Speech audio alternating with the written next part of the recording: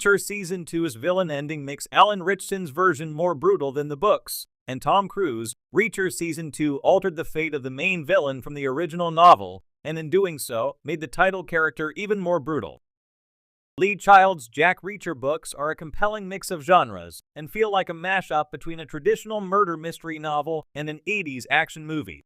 The main character is an aloof but highly intelligent detective who just happens to be built like Dolph Lundgren.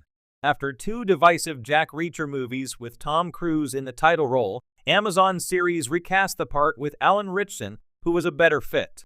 Reacher Season 2 adapted Bad Luck and Trouble, the 11th book in Child series. This saw Reacher reconnecting with members of the 110th Special Investigators Unit he fronted during his Army days, as they investigated the murder of a friend. Central to the story is Ferdinand Kingsley's M, a mysterious arms dealer looking to acquire an experimental missile.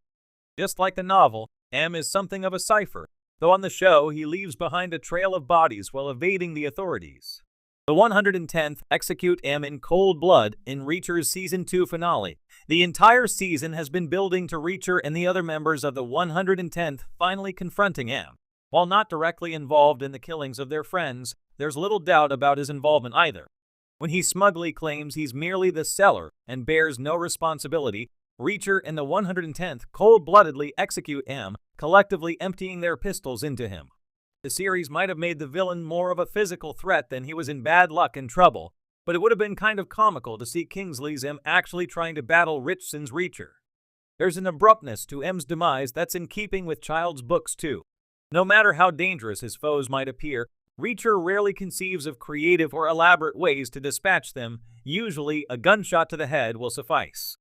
Even throwing Robert Patrick's antagonist Langston from a helicopter feels less like a cool, action hero moment and more like him paying off a promise he made to Langston in an earlier episode.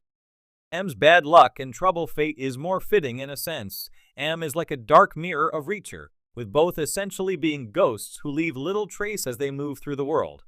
Of course, Reacher has morality in a sense of right and wrong, whereas M has no trouble selling weapons of death to the highest bidder. Seeing the 110th blast M to death is satisfying in a bloodthirsty way, but in Bad Luck and Trouble, they decide to let him live.